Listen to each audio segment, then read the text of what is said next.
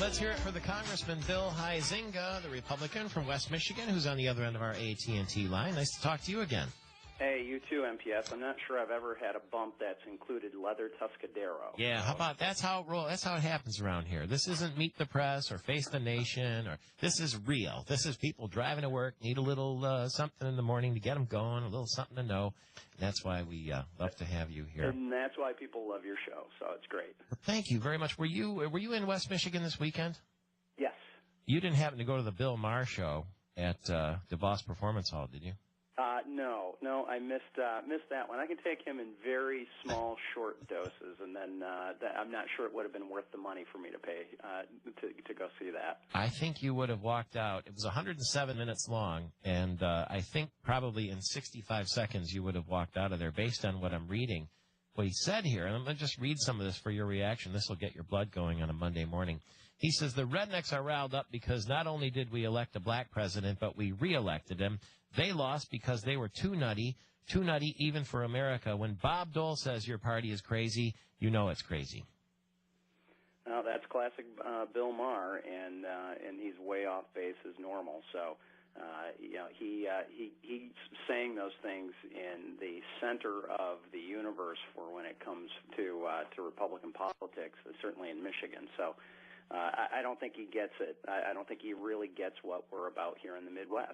He even went so far as to start to make fun of Gerald Ford, and that's when the crowd turned on him, and he quickly dropped that topic. You know, he was going to make fun of him for being named for this and that and whatever. And then he says, when you only have two choices, it's a choice between the Democrats and the party of mental patients. It's not hard to choose. The Democrats are lame. The Republicans are insane. Yeah, I mean, this is a guy who is obviously out of touch with middle America, doesn't understand the values that we have, doesn't understand what motivates us or drives us, and it's about making a better country, not a worse country off. And at the end of the day, I know that's why I'm motivated to do it. And I mean, who in their right mind would go after Gerald Ford? You know, there's nobody who's more decent and more honest than that guy. Yeah, and just to put the icing on the cake, he says the Republican coalition is made up of religious fanatics, gun nuts, overweight suburbanites, and the super rich. Which of those four are you? Oh, I got the overweight part, and I'm working on that. You are not. So. You could be kidding me. I know you work out there at the Capitol every single day. Terry Lynn Land is going to announce today, I think, that she's running for United States Senate. She's going to make an announcement one way or another. Can she win? Oh, I think Terry definitely could win. I think we've got a number of candidates on our side of the aisle that would make very, very good senators, and we're going to see what happens. We don't get into a smoke-filled room like the other side does. We actually let the process work and have a primary election. How is Attorney General Eric Holder still in office? You've said you're not the only one, but you said he ought to resign after all these scandal after scandal after scandal. Well, you hit the nail on the head there with the question. I can't figure out how and why this administration would keep him around. You know, and that was something that was talked about in the New York Times, I think, this weekend. Not that I'm a huge New York Times reader, but when you've got the New York Times quoting government officials as the White House being apologetic for him for a long time, but they don't want to. They don't want to throw their friends under the bus here. But, I don't understand how this administration believes he is being helpful to their cause right now. But a deal like that for him to step down looks bad for both of them, doesn't it? Hey, look, as you're transitioning into, first of all, who am I to give this administration advice? If they had listened to me a long time ago, maybe we'd be in a slightly different spot. But you're transitioning into a second term and all those kinds of things. At the end of the day, MPS, here's what I believe. I believe that when you add all these things up, from Fast and Furious to Benghazi to the AP raid on the phone records, now obviously the IRS scandal, all this stuff, this administration and specifically Attorney General Holder have been, I think, a charitable way of saying it is less than open and honest with everybody. So that's really the thing that stems me or brings me to the conclusion that he ought to resign. Congressman Bill Huizenga, is the Attorney General Eric Holder inept or sinister? That's a good question. And when they plead ignorance on some things that seem awfully self-evident, it's hard to come to a conclusion other than those two things. They're either inept or they're being dishonest, and frankly, it's probably a combination of those things.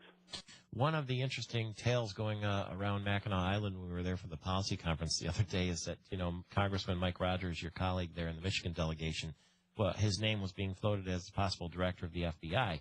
And then came the IRS scandal and the other deal last week. And they said, probably the White House said, there's no way we can have him in there now because that would be like letting a tiger in the cage. Oh, I think that the more sunshine that is shown onto this administration and what's been going on, the worse they look. And clearly, that hasn't been their MO, is to open it up and be transparent. And maybe that's one of the reasons why Attorney General Holder's hanging on. I'm not sure. I don't know.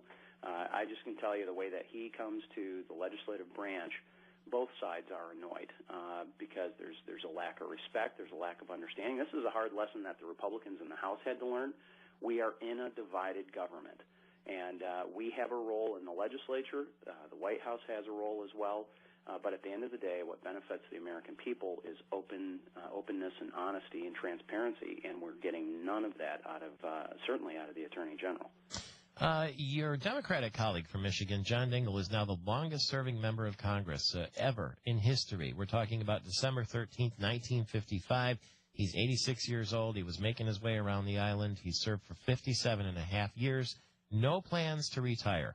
Do you run across him much, and what do you make of his length of service? Is that to be commended, or perhaps maybe it's an example of abuse of power?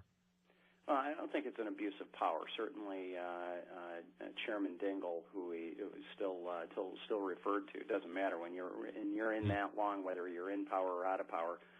He's been chairman and has earned the right to have a lot of respect from people of all political stripes. I think it might be a bygone era. It might be something that we probably are not going to see much of in the future. But I can tell you, as you just said, he's making his way around the island up on Mackinac Island. We see him around the Capitol. I get into meetings. We have Michigan delegation meetings, mostly surrounding automotive things, but on occasion other things as well. And I can tell you that he's very impressive in these even in these private meetings. He's got a command of the issues. Clearly has the respect of everybody in the room, and he knows his stuff. We disagree. Sure you do, but we're glad he's from Michigan, and glad you're from Michigan too. It's Michael Patrick Shields all across Michigan and back in a flash. Watch The Office